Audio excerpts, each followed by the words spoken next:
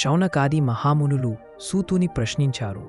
తిరుగులేని మహాపరాక్రమవంతులైన నాగవీరులు జనమేజయ మహారాజు గావించిన సర్పయాగములో భస్మమైపోవటానికి కారణమేమిటి? సూతుడు సమాధానమిచ్చాడు. పన్నగ కులానికంతటికీ తల్లి అయిన కద్రువ శాపము వల్లనే సర్పజాతి కాగతి పట్టింది. అయితే రూరుడు గావించిన నాగసంహారానికి సహప్రసాదుడనే ముని అడ్డుపడితే జన్మేజయ మహారాజు కావించిన సర్పయాగానికి ఆస్తిక మహాముని అడ్డుపడి సర్పజాతిని కాపాడాడు. భృగు మహర్షి భార్య పులోమ. ఆమె గర్భవతిగా ఉన్నప్పుడు ఒకనాడు భృగు మహర్షి స్నానార్థమై బయలుదేరి అగ్నిహోత్రుడులోని అగ్నిని సంరక్షించవలసిందిగా. ఆ సమయంలో పులోముడనే రాక్షసుడు అగ్నిహోత్రమున్న గృహములోనికి ప్రవేశించి పులోమ అందానికి ఆశ్చర్యపడి కామంతో మతి చలించి స్పృహ కోల్పోయాడు. లోమ అతనికి సపర్యలు చేయగా తేరుకున్న పులోముడు అగ్నిహోత్రుని అడిగాడు, ఈమె ఎవరు? పులోమయేనా? నేనీమెను ఇంతకు పూర్వము ప్రేమించి వివాహం చేసుకునదలచి ఆమె తండ్రిని అడిగితే అతడు నన్ను తిరస్కరించి భృగు మహర్షికిచ్చి వివాహం చేశాడు.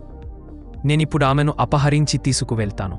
అగ్నిదేవుడు అసత్యం పలికితే పాపం చుట్టుకుంటుంది, నిజం చెబితే భృగు మహర్షి శపిస్తాడు అనుకుంటూ నెమ్మదిగా ఈమె భృగు మహర్షి భార్య పులోమ అన్నాడు.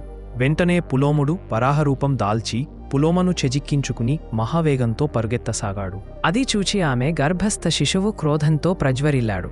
వెంటనే ఆ గర్భం నుంచి జారిపడ్డాడు. గర్భచ్యుతి అయి జన్మించిన ఆ శిశువు చ్యవనుడనే పేరు ప్రసిద్ధిగాంచాడు. చ్యవన కుమారుని దివ్య తేజస్సు నుంచి ఉద్భవించిన మహాగ్ని జ్వాలకకు పులోముడు దగ్ధమయి బూడిదయినాడు. వచ్చింది. తిరిగి వస్తూ ఆమె దుఃఖాన్ని కంటివెంట కార్చిన కన్నీరు వధూసర అనే ఏరుగా ప్రసిద్ధిగాంచింది.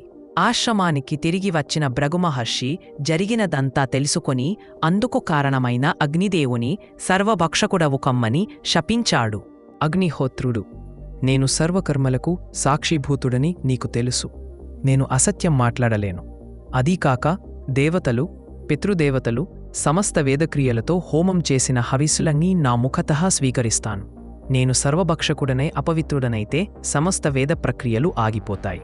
వైదిక ప్రక్రియలు ఆగిపోతే మానవులు ఇక పరలోకానికి వెళ్ళలేరు.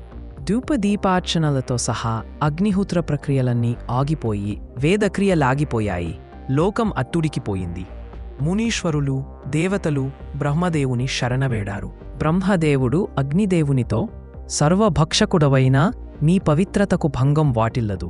యథాప్రకారము వేద ప్రక్రియలలో బ్రాహ్మణులకు, మహర్షులకు సాయం చేసి దేవతలకు, పితృదేవతలకు హవిస్సులందించమని కోరాడు. భృగు మహర్షి శాపానికంతా ప్రతిష్ఠ కలిగింది. అట్టి భృగు మహర్షి కుమారుడు చ్యవనుడు, చ్యవన మహర్షి భార్య సుకన్య, వారి కుమారుడు ప్రమతి, ప్రమతికి ఘృతాచి అనే అప్సరస భార్య, వారి కుమారుడు రురుడు అతి సుందరుడు. రాబోయే ఎపిసోడ్ 6లో ప్రమద్వర, రూరు కుమారుల వృత్తాంతము గురించి తెలుసుకుందాము. మరిన్ని మహాభారత వీడియోల కోసం లైక్, షేర్, సబ్స్క్రైబ్ చేయండి. Marvellous epic stories.